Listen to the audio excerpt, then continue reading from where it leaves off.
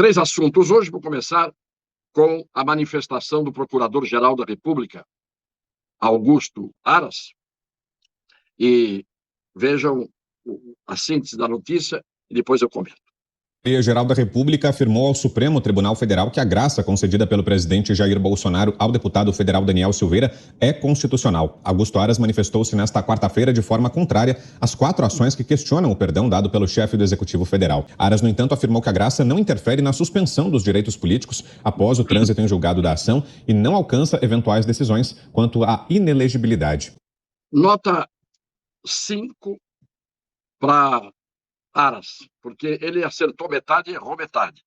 Talvez merecesse até nota 0, porque o aluno que acerta uma metade, mas a metade em que ele erra desfaz o acerto da lógica da pergunta e da resposta, tem que merecer uma nota mais baixa. Vejam o que ele diz. Acertando. Prerrogativa, a graça, prerrogativa exclusiva do presidente da República. Então está certíssimo, o presidente concedeu a graça, que é um indulto individual, competência dada pela Constituição, prerrogativa dada pela Constituição e, portanto, extinta a punibilidade. Quando ele diz isso, ele diz depois uma coisa aberrante. Ele diz que, no entanto, a graça não se aplica à perda dos direitos políticos e não se aplica à inelegibilidade. Ora, meu Deus do céu, o acessório segue o principal na sua natureza. Portanto, se você tem uma pena de principal cuja punibilidade é extinta, acabou-se. O acessório não pode prevalecer porque ele vem como decorrência da pena principal. Se você mata a pena principal, o acessório, que é agregado, que é juntado ao principal, não tem mais razão de ser. Você matou a pena principal, como é que você vai permitir que a pena acessória permaneça? Não existe. Isso é mais do que sabido, e mais do que ninguém, ou mais do que quase todo mundo, o Procurador-Geral da República teria que saber, e cá entre nós, sabe, que a pena principal extinta, a pena acessória desaparece. Por quê? Porque o acessório cede ao principal. O acessório segue o principal. O acessório segue o direito e o domínio das coisas principais. Tão fácil de ser entendido isto, que não é preciso maior explicação. Os 2 outros temas eu considero importantes para a reflexão. Reflexão sobre esses temas que não são importantes, são gravíssimos. Um deles ainda mais do que parece. Vamos colocar 2 pequenos trechos de uma participação minha num programa de televisão semanal. E no dia de hoje nós abordamos 2 assuntos que considero relevantes para todos nós, seres humanos, habitantes deste planeta, neste momento crítico deste planeta, portanto, que sirva para a reflexão de todos nós.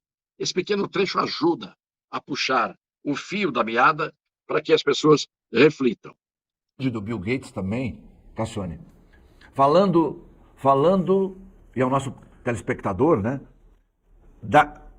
uma maneira de matar as crianças mesmo. É tipo abortar, criar situações para abortar.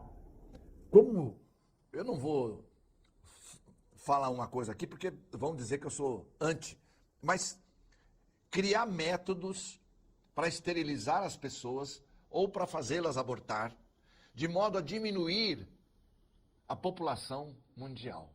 E ele fala de cara lavada, aberta, como se estivesse conversando, como nós estamos aqui, ao lado, como se aquilo não tivesse o menor significado. Mas mata. Qual o problema? Matar na barriga, a mulher pode escolher. Que é a concepção do que a vida humana significa para esse desgraçado, né? Porque é muito fácil, com o dinheiro que ele tem, ele diminuir, por exemplo, o número de nascimentos indesejados mulheres que parem 12, 14 filhos, se ele tivesse dado dinheiro para esses países ou esses rincões onde a miséria é a grande fertilizadora. Nenhuma mulher tem 12 filhos porque escolheu ter 12 filhos. Eu vou ter 12 filhos na vida. Não existe. E, por coincidência, são os lugares mais miseráveis em que isso acontece, nos lugares mais miseráveis. Então, por que se todo mundo tivesse dado, inclusive a Organização Mundial de Saúde, com esses bilhões todos, e as Big Pharmas tivessem empregado dinheiro para dar escola, educação, tratamento de saúde, assistência, cairia brutalmente o número de nascimentos e a população não cresceria desmedidamente. Mas eles aplicam no extermínio. O caminho é o extermínio. Isso a gente sabe como é que é. Porque nós estamos vivendo num mundo em crise, num mundo em risco. E não é hora do entretenimento banal tomar o lugar da informação que não vem. Por quê? Porque os veículos que deveriam informar estão ideologizados. Esta nossa fala hoje, esse nosso diálogo na TV hoje, foi em decorrência da atitude que está sendo tomada pelo seu Bill Gates e a sua quadrilha de bilionários, liderada por ele que foi o mais rico do mundo, hoje já não é, e a gente tem a impressão que na megalomania deste psicopata, que aparentemente no começo parecia um benfeitor da humanidade, e hoje já não está enganando as pessoas que têm os olhos abertos, inclusive pela inveja que tem, e competitiva com Elon Musk, que é o homem mais rico do mundo hoje, o dono da Tesla, esteve aqui no Brasil agora. Ele está querendo comprar, está em vias de comprar o Twitter. Mas por que ele quer comprar o Twitter, o Elon Musk? Não é porque ele quer ter enriquecimento, porque ele é o homem mais rico do mundo. O que ele está vendo é que enquanto o Google, Facebook, Telegram, Instagram, hoje fazem parte de um bando de amedrontados que estão submetidos a esta nova ordem mundial, criaram esta tal rede social, que era esta rede que produzia o milagre de todo o mundo poder se falar entre si. E hoje eles estão colocando mordaças, e hoje eles estão sabotando, estão censurando, que é uma coisa inadmissível. Então, o que o Elon Musk está querendo fazer é, ao comprar o Twitter, não é para que ele leve vantagem, mas para que pelo menos esta mordaça não seja colocada também e haja possibilidade de comunicação, de fala, de divulgação de ideias por parte daqueles que no começo achavam que a liberdade de expressão era universal e global, quando na verdade hoje a globalização está sendo imposta de cima para baixo para que nós obedeçamos a essa tal nova ordem, que não é uma ordem de organização, de acabar com desordem, mas é uma ordem de mando, ordem de comando, que vem de cima para baixo.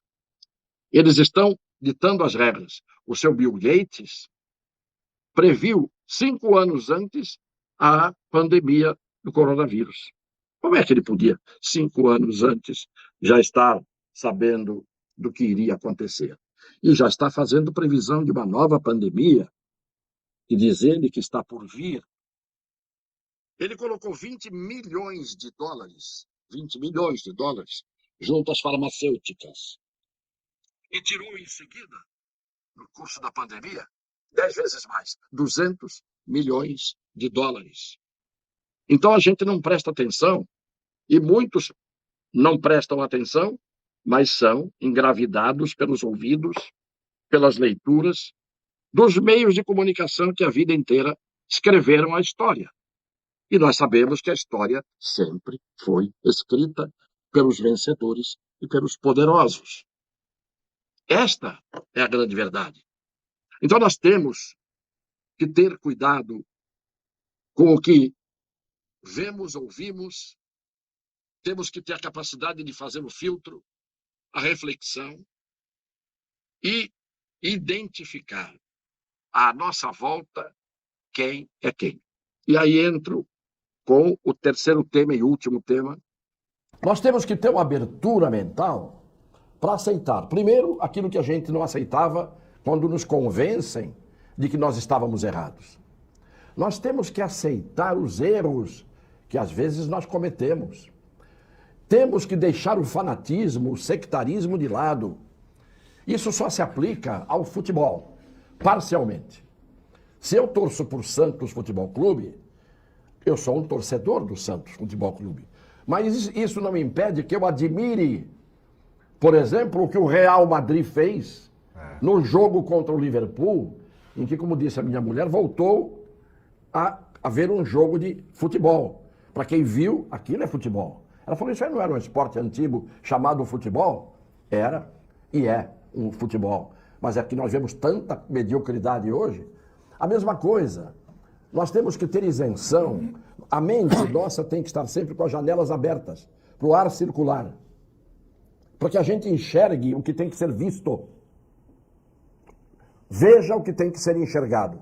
E nós não fazemos isso. Hoje está todo mundo com viseiras de cavalo, todos nós, querendo olhar só para aquilo que nos está à frente, quando o mundo tem em volta de nós 360 graus. Eu estou aqui às minhas costas existe vida, mundo. E nós não fazemos isso. Clemente, você tem o espírito do jornalista competente.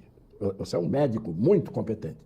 Mas isso que você está fazendo aqui no programa é muito importante, muito mais importante do que nós discutirmos obviedades, banalidades e repetirmos aquilo que está sempre sendo repetido pelos papagaios que são transformados em grandes oradores. É importante que a gente abra a mente para aprender. Depois que a gente aprender o máximo que a gente puder, talvez a gente possa começar a opinar. Temos que prestar atenção, girar a cabeça, levar os olhos a todos os 360 graus e não ficarmos o tempo todo condicionados ao que disse o Aras, erroneamente, ao que disseram e fizeram ministros do Supremo Tribunal Federal, violentando o direito. E a minha luta sempre aqui será a de procurar mostrar onde está o certo, onde está o justo, onde está o direito. Agora, quando se quer distorcer a verdade, começa a se inventar, como hoje em dia, a tal pós-verdade, que é a verdade fabricada por aqueles que dizem tem que ser isto que é considerado verdade. A partir desse momento, nós estamos subvertendo toda a forma normal de conhecimento. A busca da verdade é a primeira forma de conhecimento. Desde os primeiros filósofos, pensadores do mundo antigo, até hoje. Agora não. Houve uma formatura na Escola Politécnica, Faculdade de Engenharia Politécnica da USP, que vieram com a tal linguagem neutra.